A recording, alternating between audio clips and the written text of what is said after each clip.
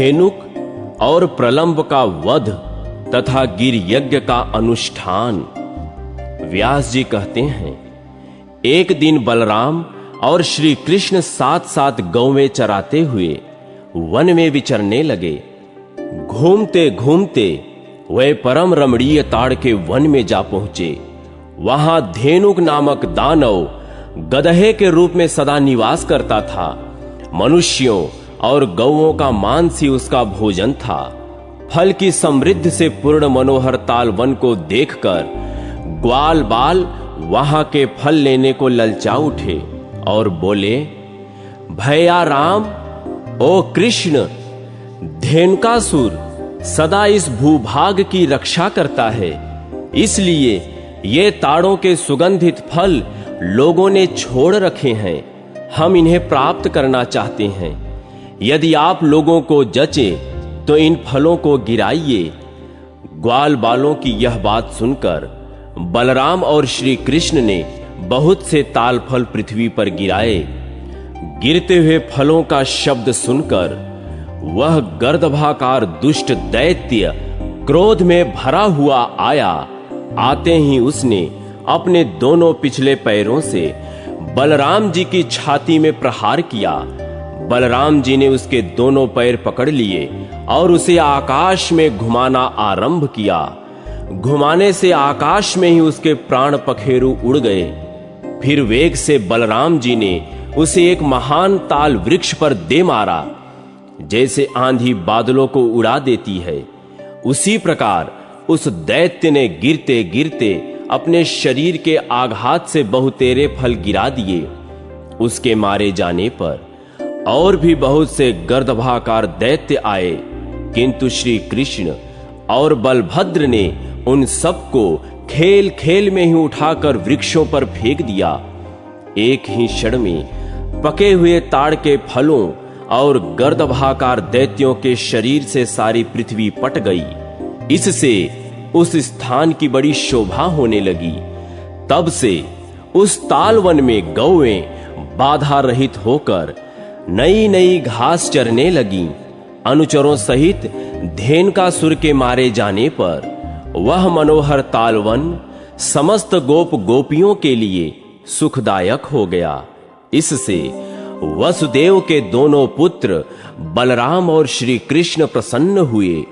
वे दोनों महात्मा छोटे छोटे सींगों वाले बछड़ों की भांति शोभा पा रहे थे। कंधे पर गाय बांधने की रस्सी लिए वनमाला से विभूषित हो वे दूर दूर तक गौवें चराते और उनके नाम ले लेकर पुकारते थे। श्री कृष्ण का वस्त्र सुनहरे रंग का था और बलराम जी का नीले रंग का। उन्हें धारण किए वे दोनों भाई दो इंद्रधनुषों एवं श्वेत श्याम मेघों की भांति शोभा पाते थे।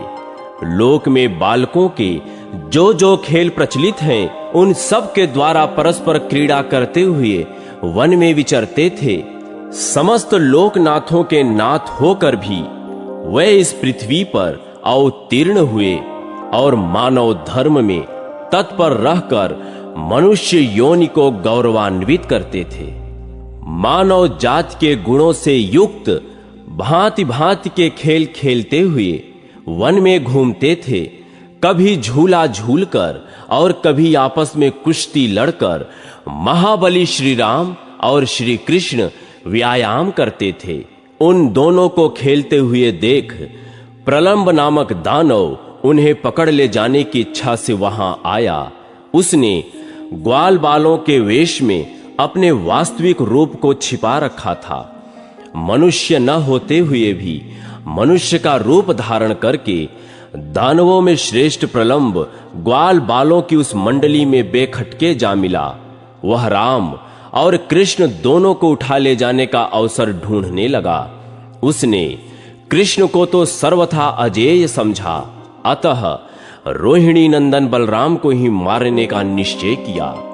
तदनंतर उन ग्वाल बालों में हरिणा क्रीडन नामक खेल आरंभ हुआ। यह बालकों का वह खेल है जिसमें दो दो बालक एक साथ हिरण की तरह उछलते हुए किसी निश्चित लक्ष्य तक जाते हैं। आगे पहुंचने वाला विजयी होता है। हारा हुआ बालक विजयी को अपनी पीठ पर बिठाकर नियत स्थान तक ले आता है। इस खेल में सब लोग सम्मिलित हुए। दो दो बालक एक साथ उछलते हुए चले। श्री दामा के साथ श्री कृष्ण, प्रलंब के साथ बलराम तथा अन्य ग्वाल बालों के साथ दूसरे दूसरे बालक कूद रहे थे।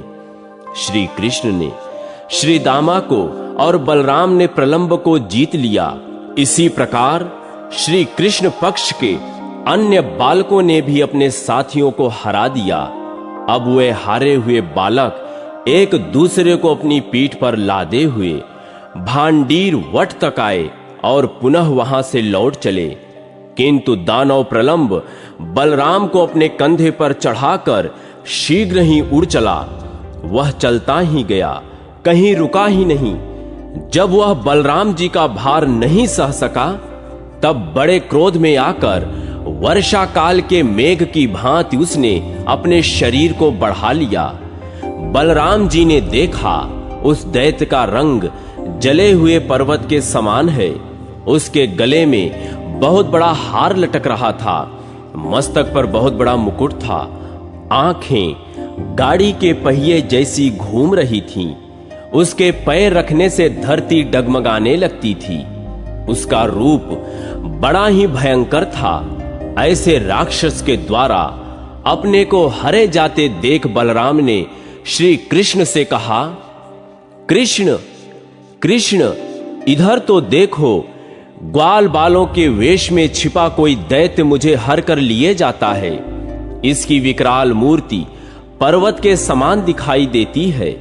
मधुसूदन, बताओ इस समय मुझे क्या करना चाहिए? यह दुरात्मा बड़ी उतावली के साथ भागा जाता है। यह सुनकर भगवान श्री कृष्ण के ओठ मंद मुस्कान से खिल उठे।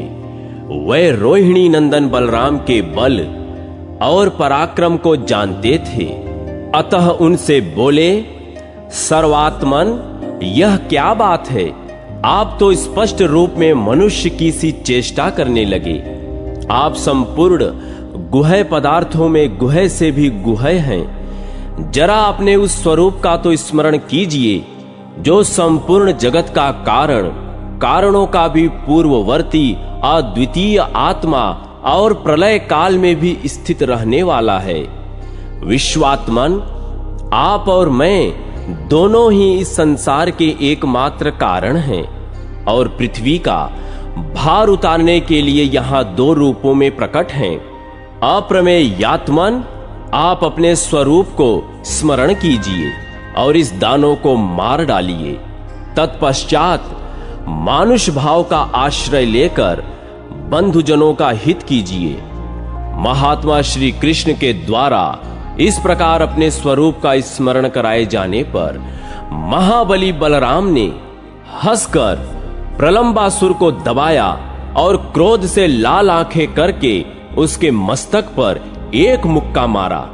उनके इस प्रहार से प्रलंब के दोनों नेत्र बाहर निकल आए, मस्तिष्क फट गया और वह दैत्य मुंह से खून उगलता हुआ पृथ्वी पर गिरकर मर गया। अद्भुत कर्म करने वाले बलदेव जी के द्वारा प्रलंब को मारा गया देख ग्वाल बाल बहुत अच्छा हुआ, बहुत अच्छा हुआ कहते हुए उनकी प्रशंसा करने लगे। इस प्रकार प्रलंबासुर के मारे जाने पर ग्वाल बालों के मुख से अपनी प्रशंसा सुनते हुए बलराम जी श्री कृष्ण के साथ पुनः गौओं के समूह में आए। इस तरह नाना प्रकार की लीलाएं करते हुए बलराम और श्री कृष्ण वन में विहार करते रहे। इतने में ही वर्षा बीत गई और शरद ऋतु का आगमन हुआ। जलाशयों में कमल खिलने लगे, आकाश और नक्षत्र निर्मल हो गए। ऐसे समय में समस्त व्रजवासी इंद्रोत्सव का आयोजन करने लगे। उन्हें उत्सव के लिए अत्यंत उत्सुक देख परम बुद्धिमान श्री कृष्ण ने बड़े बूढ़े गोपों से कौतूहलवश पूछा, यह इंद्रोत्सव क्या वस्तु है जिससे आप लोगों को इतना हर्ष हुआ है? श्री कृष्ण को अत्यंत आदर पूर्वक प्रश्न करते देख नंद गोप ने कहा, बेटा, देवराज इंद्र मेघ और जल के स्वामी हैं। उन्हीं से प्रेरित होकर मेघ जलामय रस की वृष्टि करते हैं। उस वृष्टि से ही अन्न पैदा होता है, जिसे हम तथा अन्य देहधारी खाकर जीवन निर्वाह करते और देवता आदि को भी तृप्त करते हैं। ये दूध और बछड़ों वाली गौवें इंद्र के बढ़ाए हुए अन्न से ही संतुष्ट हो हृष्ट पुष्ट रहती हैं। जहां वर्षा करने वाले मेघ होते हैं, वहां बिना खेती की भूमि नहीं दिखाई देती, कोई ऋणग्रस्त नहीं रहता और वहां एक भी भूख से पीड़ित मनुष्य नहीं दृष्टिगोचर होता। मेघ सूर्य की किरणों द्वारा इस पृथ्वी का जल ग्रहण करते और फिर संपूर्ण लोकों की भलाई के लिए उसे बरसा देते हैं। अतः वर्षा काल में जब सब राजा लोग, हम तथा अन्य देहधारी भी बड़ी प्रसन्नता के साथ उत्सव मनाते और देवराज इंद्र की पूजा करते हैं।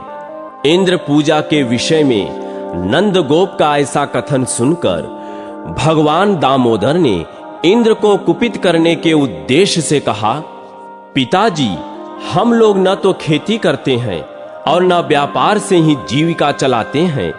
हमारे देवता तो ये गौवे ही हैं, क्योंकि हम सब लोग वनवासी हैं।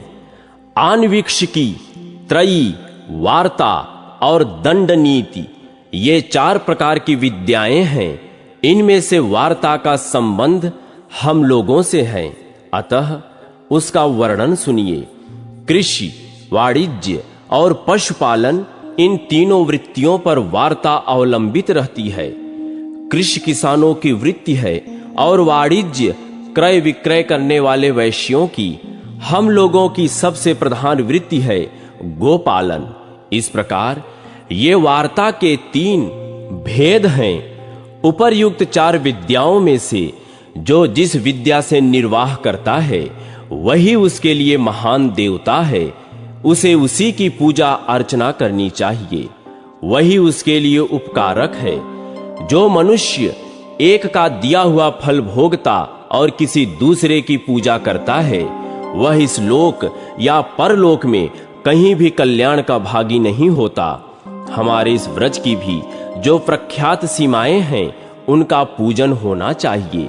सीमा के भीतर वन है और वन के भीतर संपूर्ण पर्वत हैं, जो हमारे लिए परम आश्रय हैं। अतः हमें गिरयज्ञ और गोयज्ञ आरंभ करना चाहिए। इंद्र से हमारा क्या लाभ होता है?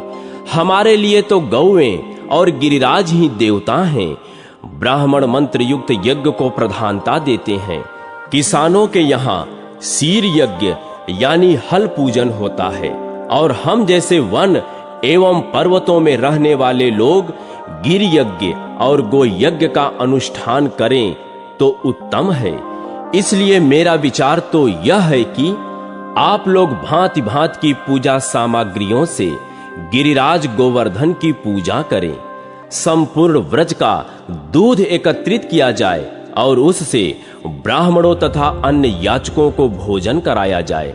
इस प्रकार गोवर्धन का पूजन, होम और ब्राह्मण भोजन हो जाने पर गौओं का शरद ऋतु में प्राप्त होने वाले पुष्पों द्वारा श्रृंगार किया जाए और वे गिरिराज की परिक्रमा करें। गोपगण, यही मेरी सम्मति है।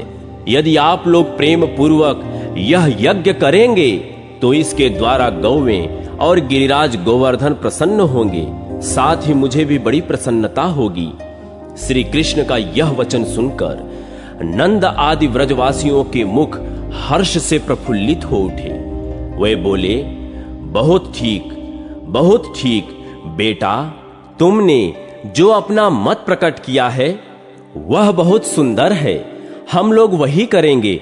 अब गिर यज्ञ का ही आरंभ किया जाए। यों कहकर व्रजवासियों ने गिर यज्ञ का अनुष्ठान किया। गिरिराज गोवर्धन को दही और खीर आदि की बलि चढ़ाई। सैकड़ों हजारों ब्राह्मणों को भोजन कराया। फिर गायों और सांडों की पूजा की गई और उनके द्वारा गिरिराजों की परिक्रमा कराई गई। सांड जल से भरे मेघ की भांति गर्जना करते थे। भगवान श्री कृष्ण दूसरे रूपों में पर्वत के शिखर पर जा बैठे और मैं ही मूर्तिमान गिरिराज हूं, यों कहकर गोपों द्वारा अर्पित किए हुए नाना प्रकार के अन्नों का भोग लगाने लगे तथा अपने कृष्ण रूप से ही गोपों के साथ पर्वत शिखर पर चढ़कर उन्होंने अपने द्वितीय शरीर गिरिराज का पूजन भी किया। तदनंतर गिरिराज रूप में प्रकट हुए भगवान अंतर्धान हो गए और गोपगण उनसे मनोवांछित वरदान पाकर गिर यज्ञ की समाप्ति करके पुनः अपने व्रज में लौट आए।